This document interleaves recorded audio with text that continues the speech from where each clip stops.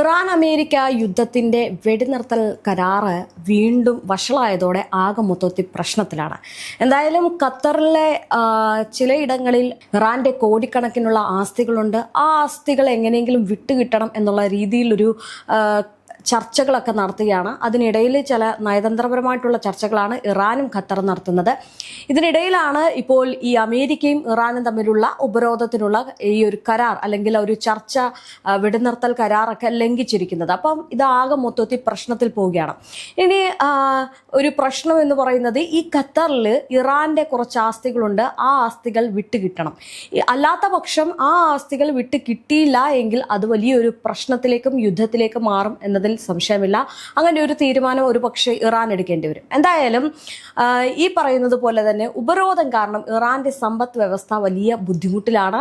അതുകൊണ്ട് തന്നെ ഈ പലയിടങ്ങളിൽ എന്ന് പറഞ്ഞാൽ 100 ഇടങ്ങളിലായിട്ട് ഇറാന്റെ ആസ്തികൾ ഉണ്ട്. ആ 100 ഇടങ്ങളിൽ നിന്ന് ഏകദേശം ഈ ആസ്തികൾ വിട്ടുകിട്ടണം എന്ന നിലപാടിലാണ്. എന്നാൽ അമേരിക്ക ഇതിന്റെ ഇടയിൽ വന്നുകൊണ്ട് ഈ ഒരു ആസ്തികൾ വിട്ടുകൊടുക്കാത്തൊരു സാഹചര്യമാണ്. ഇപ്പോൾ ഖത്തറിന്റെ ഭാഗത്താണ് ഇറാന്റെ ആസ്തി ഉള്ളത്. അവിടെ നിന്ന് ഈ ആസ്തി എടുക്കാൻ വേണ്ടിയിട്ട് അല്ലെങ്കിൽ ഈ പണം എടുക്കാൻ വേണ്ടിയിട്ട് ഇറാൻ ഒരു ചർച്ച നടത്തുമ്പോൾ അതിനിടയിൽ വന്നിട്ട് കുളം കലക്കുന്ന ഒരു പരിപാടിയാണ് അമേരിക്ക നടത്തുന്നത്. അമേരിക്ക വന്ന് പറയുന്നുണ്ട് ആസ്തികൾ നിങ്ങൾക്ക് തരാം അല്ലെങ്കിൽ വിട്ടു നൽകാം എന്ന് പറയുന്നുണ്ടെങ്കിലും അത് വാസ്തവത്തിൽ അങ്ങനെ ഒരു സംഭവത്തിലേക്ക് ഒരു നീക്കം ഉണ്ടായിട്ടില്ല എന്നതാണ് ഇറാനെ സംബന്ധിച്ചിടത്തോളം ചൊടിപ്പിക്കുന്ന മറ്റൊരു കാര്യം. എന്തായാലും ഇറാന്റെ ആസ്തികൾ ഖത്തറിൽ ഉണ്ട് എന്നത് വ്യക്തമാണ്. ഇനി ഒരു വിട്ടുവീഴ്ചയിലൂടെ പടിപടിയായിട്ട് ആസ്തികൾ വിട്ടു നൽകണമെന്ന് അമേരിക്ക സമ്മതിച്ചിട്ടുണ്ട് എങ്കിലും ഇതുവരെ ആസ്തികൾ കൊടുത്തിട്ടില്ല എന്നതാണ് ഇറാൻ പറയുന്നത്. ലോകത്തിലെ ഏറ്റവും വലിയ പ്രകൃതിവാതക പാടം ഖത്തറും ഇറാനുമാണ് പങ്കിടുന്നത്. നേരത്തെ ഇറാനും ഖത്തറും തമ്മിലുള്ള ഒരു സൗഹൃദ പങ്കിടലൊക്കെ ഉണ്ടായിരുന്നു.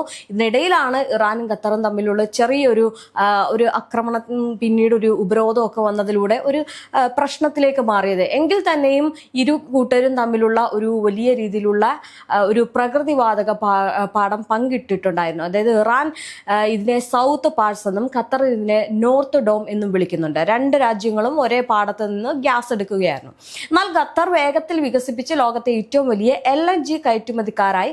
ഇറാന് വർഷങ്ങൾ കൊണ്ടുള്ള ഉപരോധം കാരണം ഇത് വികസിപ്പിക്കാൻ പറ്റില്ല. എന്ന് വെച്ച് കഴിഞ്ഞാൽ ഇറാന് എണ്ണപ്പാടങ്ങൾ ഉണ്ടെങ്കിലും ആ എണ്ണപ്പാടങ്ങളിൽ നിന്ന് എണ്ണ വിൽക്കാനുള്ള ഒരു അവസരം കിട്ടിയിട്ടില്ല. ആ അവസരം നടപ്പിലാക്കാൻ അമേരിക്ക സമ്മതിച്ചിട്ടില്ല.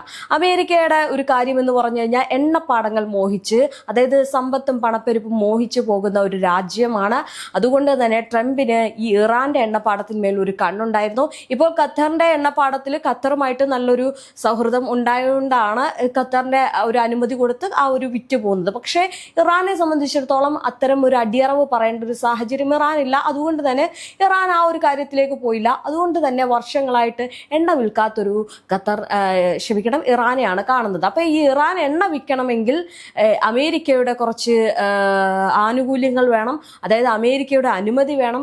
അത് ഒരു പക്ഷേ ആ അനുമതി കിട്ടിക്കഴിഞ്ഞാൽ ഇറാന്റെ പൈസയും ഈ എണ്ണ വിൽക്കുകയും ചെയ്യാം, വലിയൊരു സമ്പാദ്യം ഉണ്ടാക്കാം. പക്ഷേ ഏതെങ്കിലും ഒരു തരത്തിൽ യുദ്ധം തുടരുകയാണെങ്കിൽ ഇറാനെ വെനസ്വലെ പോലെ പിടിച്ചടക്കാൻ അമേരിക്ക ശ്രമിക്കുമെന്നതിൽ സംശയമില്ല. ആ ഒരു കാര്യം ഇറാന് തീരെ താല്പര്യമില്ലാത്തത് കൊണ്ടാണ് ഇറാൻ അമേരിക്കയ്ക്ക് മുന്നിൽ മുട്ടുകുത്താത്തതും അമേരിക്കയ്ക്ക് മുന്നിൽ കാല് പിടിക്കാതെ ഈ തന്റെ സ്വന്തം നിലപാടിൽ ഉറച്ചു നിന്നുകൊണ്ട് പോകുന്നത്.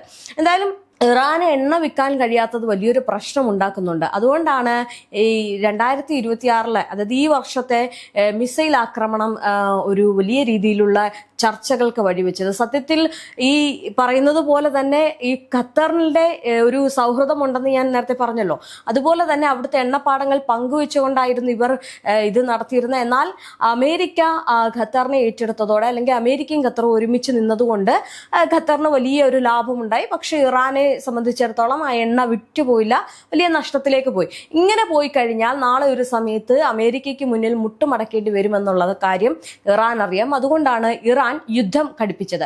എന്തായാലും അമേരിക്ക ഇസ്രയേൽ ഇറാനെ ആക്രമിച്ചതിന് മറുപടിയായിട്ടാണ് ഇറാൻ ഈ ഖത്തറിലെ ഊർജ്ജ കേന്ദ്രങ്ങളിൽ ആക്രമിച്ചു തുടങ്ങിയത്. ഇപ്പോൾ ഖത്തറും പ്രതിസന്ധിയിലാണ്. തുടർന്ന് ഖത്തറിന്റെ പ്രധാന LNG കോംപ്ലക്സ് ആയ റാസ് ലഫാനിൽ ഇറാൻ മിസൈൽ അയച്ചിരുന്നു. ഇതോടെ ഖത്തറിന്റെ LNG ശേഷിയുടെ 17% അടുത്ത 3-5 വർഷത്തേക്ക് അല്ലെങ്കിൽ 3 മുതൽ 5 വർഷത്തേക്ക് നഷ്ടമായി എന്നുള്ള വാർത്തകളൊക്കെ വന്നു. ഇനി ഇത് മറ്റൊരു കാര്യമുണ്ട്. ഖത്തറിന്റെ എടുത്ത് നോക്കുകയാണെങ്കിൽ കയറ്റുമതി നിർത്തേണ്ടി വന്നു. അതായത് ഖത്തർ ഫോഴ്സ് മജൂർ പ്രഖ്യാപിച്ച ഗ്യാസ് കയറ്റുമതി നിർത്തിവെച്ചു. ലോകത്തിന്റെ എണ്ണ വ്യാപാരത്തിന്റെ 20% കടന്നുപോകുന്ന ഹോർമൂസ് കടലിടുക്ക് ഇറാൻ ഫലത്തെ അടയ്ക്കുകയും ചെയ്തു. ഇത് ഖത്തറിന് വലിയൊരു തിരിച്ചടിയായി. ഖത്തറിന്റെ LNG കയറ്റുമതി മുഴുവൻ ഈ ഒരു ഹോർമൂസ് വഴിയാണ് പോകുന്നത്. അപ്പോൾ ഇറാൻ കപ്പലുകൾക്ക് പെർമിറ്റ് വേണമെന്ന് പറയുന്നതോടെ ഖത്തറിന് LNG കയറ്റാൻ പറ്റാതെയായി. അപ്പോൾ ഖത്തറും ഇറാനും തമ്മിലുള്ള ഒരു പ്രശ്നം അവിടെ കുറച്ച് ഗുരുതരമായി. കാരണം ഈ ഹോർമൂസ് കടലിടുക്ക് വഴിയാണല്ലോ ഇതെല്ലാം കടന്നു പോകുന്നത്. ഈ ഹോർമൂസ് കടലിടുക്ക് ഇറാൻ പൂർണ്ണമായിട്ട് അടച്ചതോടെ ഖത്തറിന് വലിയൊരു പ്രതിസന്ധി ഉണ്ടായി. ഇനി ഖത്തർ തുടക്കത്തിൽ തന്നെ ഈ ഒരു യുദ്ധം നോക്കുകയാണെങ്കിൽ ഖത്തറിലേക്ക് നിരവധി ആക്രമണങ്ങളാണ് അമേരിക്കൻ എയർബേസിലേക്കൊക്കെ ഈ ഇറാൻ തൊടുത്തുവിട്ടത്. ഇതെല്ലാം ഇരിക്കുകയാണ്. ഇതിനിടയിലാണ് അമേരിക്ക നിന്ന് കളിക്കുന്നത്. അമേരിക്കയുടെ ഒരു ആവശ്യം എന്ന് പറയുന്നത് ഇറാന്റെ എണ്ണപ്പാടങ്ങൾ പിടിച്ചെടുക്കുക, നയതന്ത്രത്തിലൂടെ അവിടുത്തെ ഭരണം പിടിച്ചെടുക്കുക എന്നതൊക്കെ തന്നെയാണ്. പക്ഷെ അതിന് ഇറാൻ ഒരിക്കലും നിന്നു കൊടുക്കുന്നില്ല. അതുകൊണ്ടാണ് ഇത്തരം വഷളായിട്ടുള്ള രീതിയിലേക്കൊക്കെ നടപടികൾ നടക്കുന്നത്. എന്തായാലും ഇറാന്റെ ഒരു ആസ്തികൾ നേരത്തെ സൗഹൃദപരമായിരുന്ന സമയത്ത് ഇറാന്റെ കുറച്ച് ആസ്തികൾ ഖത്തറിലും മറ്റു രാജ്യങ്ങളും ഉണ്ടായിരുന്നു. അപ്പൊ അത് പടിപടിയായിട്ട് കിട്ടുമെന്നുള്ള പ്രതീക്ഷയിലായിരുന്നു ഇരുന്നത്. എന്നാൽ അമേരിക്ക ഇതിനിടയ്ക്ക് വന്ന് കുളം കലക്കിയത് കാരണം തന്റെ ആസ്തികൾ കിട്ടാതെയായി. ഇനി ഇങ്ങനെ പോയി കഴിഞ്ഞാൽ ഈ ആസ്തികൾ തടഞ്ഞു വെച്ച് ഇനി യുദ്ധം തുടങ്ങിക്കഴിഞ്ഞാൽ മൊത്തത്തിൽ പൂർണ്ണമായിട്ടും ഇറാനെ വിലയ്ക്ക് വാങ്ങുമോ എന്നുള്ള ഒരു കാര്യമുണ്ട്. അതായത് ഇറാനിലേക്ക് ഇനി യുദ്ധം നടക്കും, ഉപരോധങ്ങൾ നടക്കും. അതുകൊണ്ട് തന്നെ ഈ ഒരു കാര്യത്തിൽ ഇറാന് തീരെ താല്പര്യമില്ലാത്തത് കൊണ്ട് തന്നെയാണ് യുദ്ധം വീണ്ടും പോകട്ടെ എന്നുള്ള രീതിയിൽ നിന്നത്. അതായത് ഈ ഉപരോധം എന്ന് പറയുന്നത് ഇറാനെ സംബന്ധിച്ചിടത്തോളം വളരെ താല്പര്യമില്ലാത്ത കാര്യമാണ്. അമേരിക്കയാണ് ഏറ്റവും കൂടുതൽ ഉപരോധം നടത്തുന്നത്. എന്തുകൊണ്ടാണെന്ന് ചോദിച്ചു കഴിഞ്ഞാൽ എങ്ങനെയെങ്കിലും ആ എണ്ണപ്പാടം കൈക്കലാക്കുക. പക്ഷേ ഇറാനെ സംബന്ധിച്ചിടത്തോളം അത് ഒരിക്കലും അവർക്ക് അംഗീകരിക്കാൻ പറ്റാത്തതായതുകൊണ്ട് അതിനെ ചെറുത്തു നിൽക്കുകയാണ് ഇറാൻ ചെയ്യുന്നത്. അതുകൊണ്ടാണ് ഈ യുദ്ധം വീണ്ടും നീണ്ടുപോകുന്നത്. അമേരിക്കയുമായിട്ട് ഈ ഒരു രീതിയിൽ പോയി കഴിഞ്ഞാൽ എണ്ണ വിൽക്കാനുള്ള, അതായത് നല്ലൊരു രീതിയിൽ പോയി കഴിഞ്ഞാൽ എണ്ണ വിൽക്കാനുള്ള അനുമതി ഒക്കെ കിട്ടും, നല്ലൊരു ലാഭം കൊയ്യാം എന്നൊക്കെ ഇറാൻ അറിയാമെങ്കിലും എന്തുകൊണ്ടാണ് ചെയ്യാത്തതെന്ന് ചോദിച്ചു കഴിഞ്ഞാൽ നമുക്കറിയാം വെനസ്വലയിലെ അവസ്ഥ എന്ന്. അതായത് ആ വെനസ്വല പിടിച്ചെടുത്തതുപോലെ ട്രംപിന്റെ നിയന്ത്രണത്തിൽ വെനസ്വല ആക്കിയതുപോലെ ഇറാനെയും അമേരിക്ക ആക്കാനുള്ള ശ്രമം നടത്തും എന്നതാണ്. അതായത് വെനസ്വലയിൽ ഒരു യുദ്ധം നടത്തി ആദ്യമേ അനുകൂലിച്ച് വളരെ നല്ല സൗഹൃദത്തോടെ നിങ്ങളുടെ കുറച്ച് ഭാഗം ഞങ്ങളുടെ അനുമതിയിലൂടെ പോകാം. സത്യം പറഞ്ഞാൽ അതിൻ്റെ ഒരു ആവശ്യമില്ല. ഒന്ന് ആലോചിച്ച് നോക്കൂ, നമ്മളുടെ രാജ്യത്ത് നമ്മൾ ചെയ്യുന്ന സാമ്പത്തികം എന്തിനാണ് അമേരിക്കൻ പ്രസിഡന്റ് വന്നിട്ട് കൈയിട്ട് രണ്ടും കൂടി മിംഗിളാക്കി പോകുന്നത്? അവർക്ക് അവരുടെ രാജ്യമില്ലേ. അതുപോലെ തന്നെയാണ് ഇറാൻ ഇവിടെ ചിന്തിക്കുന്നത്. വെനസ്വല അങ്ങനെയാണ് ചിന്തിച്ചത്. പക്ഷേ വെനസ്വലയെ ആക്രമിച്ചു, അവിടെ ഒരു ആക്രമണം നടത്തി അവിടുത്തെ പ്രസിഡന്റിനെ തട്ടിക്കൊണ്ടുപോയി ഇങ്ങനെയൊക്കെ പ്രശ്നങ്ങൾ ഉണ്ടാക്കി വെനസ്വല അവർ കീഴടക്കി അമേരിക്ക. പക്ഷെ ഇറാനിൽ ഇങ്ങനെയൊക്കെ നടത്താമെന്ന് അമേരിക്ക നോക്കിയെങ്കിലും ആ ഒരു കാര്യത്തിൽ അമേരിക്കയ്ക്ക് ആകെ തെറ്റി. ഇറാനിൽ അങ്ങനെ ഒരു സംഭവം നടക്കില്ല എന്നത് ഇതിൽ നിന്ന് മനസ്സിലായി. കാരണം ഫെബ്രുവരി 28 തുടങ്ങിയ യുദ്ധം 4 ആഴ്ച കൊണ്ട് അവസാനിപ്പിക്കുമെന്ന് പറഞ്ഞ ട്രംപിന്റെ എല്ലാ മാനസിക നിലയും തെറ്റിച്ചുകൊണ്ടായിരുന്നു ഇറാന്റെ മറുപടി എന്ന് പറയുന്നത്. കാരണം ഇറാൻ ഇതിൽ ഒരിക്കലും വീണു പോകാൻ അനുവദിച്ചില്ല. ഇറാനെ സംബന്ധിച്ചിടത്തോളം ഒരു കരുത്തുറ്റ രാജ്യമാണ്. അതുകൊണ്ട് തന്നെ അവർ ചേർത്ത് നിന്നുകൊണ്ട് യുദ്ധം ചെയ്തു.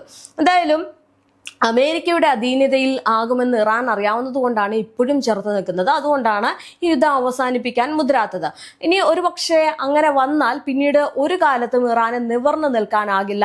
ഉപരോധം കൊണ്ട് നിറയുമെന്നതറിയാം. അതുകൊണ്ടാണ് ഈ ഉപരോധങ്ങളും വെടിനിർത്തലും ഒക്കെ വേണമെങ്കിൽ 2 കരാർ അല്ലെങ്കിൽ 2 പ്രധാനപ്പെട്ട കാര്യം ഒരു കരാർ വഴി ഞങ്ങൾക്ക് വേണമെന്ന് ഇറാൻ പറയുന്നത്. അതായത് ഈ 2 കരാർ ഞങ്ങൾക്ക് വേണം, ഈ ഒരു കരാർ ഞങ്ങൾക്ക് വേണം, അതിലെ 2 കണ്ടീഷൻ ഇതൊക്കെയാണ് എന്ന് പറയുന്നത്. അതായത് ഞങ്ങൾ നിങ്ങളുമായിട്ട് ഒരു ചർച്ചയ്ക്ക് തയ്യാറാണ്, അതിൽ 2 കണ്ടീഷനുണ്ട്, അതിൽ നിങ്ങൾക്ക് ഓക്കെ ആണെങ്കിൽ ഈ ഹോർമുസ് തുറന്നു തരാം. ഹോർമുസ് തുറന്നു തരുന്നതിലൂടെ ഖത്തറിന് ലാഭമുണ്ടാവും, ലോകരാജ്യങ്ങൾക്ക് പ്രതിസന്ധി മാറ്റാം, ഇനി അമേരിക്കയ്ക്കും യാതൊരു തരത്തിലുള്ള പ്രശ്നങ്ങൾ ഉണ്ടാവില്ല എന്ന് ഇറാൻ തുറന്നു പറയുകയാണ്. ഒന്ന് ആലോചിച്ച് നോക്കണം, അവിടുത്തെ ജനങ്ങളെ കൊന്നൊടുക്കിയ ഒരു രാജ്യത്തോട് അവർ തന്നെ ഒരു ഓഫർ ചെയ്യുന്ന കാര്യമാണ്, ഞങ്ങൾക്ക് ഒരു കരാർ വേണം, അതിൽ 2 കണ്ടീഷൻ ഉണ്ട് എന്നുള്ളത്. മാത്രമല്ല അങ്ങനെ ഈ ഒരു കരാർ നിങ്ങൾ അംഗീകരിച്ചു കഴിഞ്ഞാൽ ഹോർമുസ് തുറന്നു തരും, ചുങ്കം പിരിവ് മാറ്റിത്തരാം. പിന്നെ അതുകൊണ്ടാണ് ആ ഒരു കാര്യം നിലനിൽക്കുന്നത് കൊണ്ടാണ് ഈ ഒരു കണ്ടീഷൻ ഞങ്ങൾ പറയുന്നത്. അതുകൊണ്ട് ഈ കണ്ടീഷൻ നിങ്ങൾ അംഗീകരിക്കുകയാണെങ്കിൽ ഇത്തരം കാര്യങ്ങൾ ഞങ്ങൾ മാറ്റിത്തരാം. ഒന്നാമത്തെ കാര്യം എന്ന് പറയുന്നത് ഞങ്ങൾക്ക് മേലുള്ള എന്നേക്കുമായി ഞങ്ങൾക്ക് മേലുള്ള ഉപരോധം അവസാനിപ്പിക്കുക. 2, ഞങ്ങൾ ഞങ്ങളുടെ ആസ്തികൾ വിട്ടുതരിക. ഈ രണ്ട് കണ്ടീഷന് നിങ്ങൾ ഓക്കെ ആണെന്നുണ്ടെങ്കിൽ ഞങ്ങൾ ഹോർമുസ് തുറന്നു തരാം എന്നുള്ള കാര്യമാണ് ഈ പറയുന്ന ഇറാൻ പറയുന്നത്. എന്തായാലും ഇറാൻ ഈ ഒരു കാര്യം പറയുന്നത് കൊണ്ട് തന്നെ അമേരിക്ക ഇതിൽ നിന്ന് പിന്മാറുന്ന ഒരു സാഹചര്യമാണ് ഉണ്ടാകുന്നത്. കാരണം അമേരിക്കയ്ക്ക് ഇത് വലിയൊരു പ്രശ്നമാണ്. അമേരിക്കയ്ക്ക് എപ്പോഴും എണ്ണപ്പാടങ്ങളിലേക്കും ഈ ദ്രാവീകൃത വാതകത്തിലേക്കും ഒക്കെയാണ് ഈ ട്രംപിന്റെ കണ്ണ്. അതുകൊണ്ട് തന്നെ ഇത്തരം കാര്യങ്ങൾ പെട്ടെന്നൊന്നും അവസാനിപ്പിച്ച് ഇവർക്ക് അങ്ങനെയൊക്കെ വിട്ടുകൊടുക്കാൻ അമേരിക്കയ്ക്ക് കഴിയില്ല. കാരണം അമേരിക്കയ്ക്ക് എന്നും ഒരു അധികാരമോഹവും ഈ സ്വർണവും പണവും വലിയ സാമ്പത്തികവും ഒക്കെ വലിയ രീതിയിൽ തന്നെ ഉണ്ടാക്കണം എന്നുള്ളൊരു അതിയായിട്ടുള്ള ഒരു പൂതി ഈ പറയുന്ന അമേരിക്കയ്ക്കുണ്ട്. അതുകൊണ്ട് തന്നെ അമേരിക്ക ഈ ഒരു ചർച്ചയ്ക്ക് നിൽക്കാൻ തന്നെ തയ്യാറല്ല. അതുകൊണ്ടാണ് ഇപ്പോഴും ഈ ഒരു യുദ്ധം നടക്കുന്നത്. ഈ കഴിഞ്ഞ ദിവസം തന്നെ ഈ ഉപരോധ ചർച്ച എന്ന് പറയുന്നത് വഷളായിരുന്നു. കാരണം ഉപരോധ ചർച്ചയിൽ ഈ ഇറാൻ പറഞ്ഞ രണ്ട് കാര്യങ്ങൾക്ക് അവർ ഓക്കെ അല്ല. അതുകൊണ്ടാണ് ഈ പ്രശ്നം വീണ്ടും വലിയ രീതിയിലേക്ക് പോകുന്നത്. മൂന്നാം ഘട്ട ചർച്ച കഴിഞ്ഞപ്പോഴും അമേരിക്കയ്ക്ക് ഒരു കാര്യം മനസ്സിലായി. അവരുടെ രാജ്യത്ത് പോയി ഒരു കാര്യവും നടക്കില്ല, അവർ അതിന് സമ്മതിക്കില്ല എന്നുള്ള കാര്യം അമേരിക്കയ്ക്ക് തീർത്തും മനസ്സിലായി. അതുകൊണ്ട് എങ്ങനെയെങ്കിലും ചതിപ്രയോഗത്തിലൂടെ ഇറാനെ കീഴടക്കാം, അതുകൊണ്ട് സംയുക്തമായിട്ടൊരു ആക്രമണം നടത്താം, ഇസ്രയേലുമായിട്ട് സംയുക്തമായിട്ടൊരു ആക്രമണം നടത്തി അവിടുത്തെ രാജ്യം പിടിച്ചെടുക്കാം എന്നുള്ളൊരു ബുദ്ധി ട്രംപിന് ഉദിച്ചു. ആ ബുദ്ധിയിലൂടെയാണ് അന്ന് ആക്രമണം നടത്തിയത്. പക്ഷേ അവിടെ പാളി എന്നതാണ് ഏറ്റവും വലിയൊരു കാര്യം. അതായത് ഈ ഖത്തറിന്റെ വിഷയം പറയുന്നത് പോലെ തന്നെ അമേരിക്കയുടെ എയർബേസുകൾ എവിടെയൊക്കെ ഉണ്ടോ, സൗദി അറേബ്യ, UAE അങ്ങനെയുള്ള പല രാജ്യങ്ങളിലേക്കും ഇറാന്റെ ഭാഗത്തുനിന്ന് അമേരിക്കൻ എയർബേസുകളിലേക്ക് വലിയ പ്രഹരം ഉണ്ടായി. ആ ഒരു പ്രഹരം ഏറ്റുവാങ്ങാൻ രാജ്യത്തിന് അമേരിക്കയ്ക്ക് കഴിഞ്ഞില്ല എന്നതാണ് മറ്റൊരു കാര്യം. അപ്പോഴാണ് യുദ്ധം വീണ്ടും അടുത്ത ഘട്ടത്തിലേക്ക് മാറിയത്. എന്തായാലും ഈ യുദ്ധം മാറി മാറി അതായത് ഒരു മാസം കഴിഞ്ഞിരിക്കുന്നു, ഇത്രയും അധികം വന്നിരിക്കുന്നു. ആ ഒരു അവസ്ഥയിൽ മനസ്സിലാക്കാൻ സാധിക്കുന്നത് ഇറാനെ സംബന്ധിച്ചിടത്തോളം ഇറാൻ ഈ ഒരു യുദ്ധത്തിൽ ഈ രണ്ട് കണ്ടീഷനിൽ പറയുകയാണെങ്കിൽ യുദ്ധം അവസാനിപ്പിച്ച് അല്ലെങ്കിൽ ഹോർമുസ് ഒക്കെ തുറന്ന് വലിയ പ്രശ്നമില്ലാതെ മുന്നോട്ട് പോകും എന്നുള്ളൊരു രീതിയിലാണ്. പക്ഷേ ഈ അമേരിക്കയുടെ ഇത്തരം ചതി പ്രയോഗം ഉള്ളത് കൊണ്ട് തന്നെ വലിയൊരു പ്രശ്നമാണ് ഇപ്പോൾ നേരിട്ടുകൊണ്ടിരിക്കുന്നത്. മാത്രമല്ല ഇതിൽ ഏറ്റവും കൂടുതൽ പശ്ചിമേഷ്യക്ക് വലിയ പ്രശ്നം ഉണ്ടാകുന്നുണ്ട്, ഖത്തറിനും വലിയ പ്രശ്നം ഉണ്ടാകുന്നുണ്ട്. ഇനി നേരത്തെ പറഞ്ഞതുപോലെ തന്നെ ഈ പ്രഹരം ഉണ്ടാകുന്നത് കൊണ്ട് തന്നെ ഖത്തർ വലിയൊരു പ്രശ്നത്തിലേക്ക് കടക്കുകയാണ്. അതായത് എണ്ണയാണ് പ്രാധാന്യം എന്ന് കരുതുന്നവരുണ്ടാവും. പക്ഷേ ഖത്തറിനെ സംബന്ധിച്ചിടത്തോളം പ്രകൃതിവാതകമാണ് അവർക്ക് ഏറ്റവും കൂടുതൽ ഒരു സമ്പദ് വ്യവസ്ഥയിലെ ഏറ്റവും ഒരു വലിയ ഒരു നേട്ടം എന്ന് പറയുന്നത്. അപ്പൊ ലോകത്തെ ഉള്ള പ്രകൃതിവാതകത്തിന്റെ മൂന്നിലൊന്ന് ഉൽപ്പാദിപ്പിക്കുന്നത് ഖത്തറാണ്. അത് ഉൽപ്പാദിപ്പിക്കുന്നുണ്ട്, പക്ഷെ അത് മുന്നോട്ട് കൊണ്ടുപോകാനോ വിറ്റഴിക്കാനോ കഴിയാത്തൊരു സാഹചര്യം ഇറാൻ ഉണ്ടാക്കുകയാണ്. അപ്പോൾ ഇറാൻ ഈ ഒരു സാഹചര്യം ഉണ്ടാക്കിയത് കൊണ്ടാണ് ഖത്തറിനൊരു ചെറിയൊരു നീരസം അവരുടെയൊക്കെ ഉള്ളത്. ഇതൊക്കെ പറയുന്നതിനിടയിലും ഖത്തറും ഈ ഇറാനും തമ്മിലുള്ള നയതന്ത്ര ചർച്ചകൾ അതിനിടയിൽ നടക്കുന്നുണ്ട്. പക്ഷെ അത് യാതൊരു തരത്തിലും ഒരു നല്ല രീതിയിൽ മുന്നോട്ട് കൊണ്ടുപോകാതിരിക്കാൻ ഈ പറയുന്ന അമേരിക്ക ഇടംകോലിടുന്നുണ്ട്. അമേരിക്കയെ സംബന്ധിച്ചിടത്തോളം എങ്ങനെയെങ്കിലും മാനിപ്പുലേറ്റ് ചെയ്ത് ഇറാനെ ഇല്ലാതാക്കുക എന്നതാണ്. അതുകൊണ്ട് ലോക രാജ്യങ്ങളോട് കാലുപിടിക്കുകയും അവരോട് പോയി സംസാരിക്കുകയും അവരുടെയൊക്കെ യുദ്ധത്തിൽ പങ്കെടുക്കണമെന്ന് പറയും, ഇറാനെതിരെ നിങ്ങൾ രംഗത്ത് വരണം എന്നൊക്കെ ഈ പറയുന്ന അമേരിക്ക പറയുന്നുണ്ട്. പക്ഷെ അത് യാതൊരു തരത്തിലും നടക്കുന്നില്ല എന്നതാണ് മറ്റൊരു വാസ്തവം.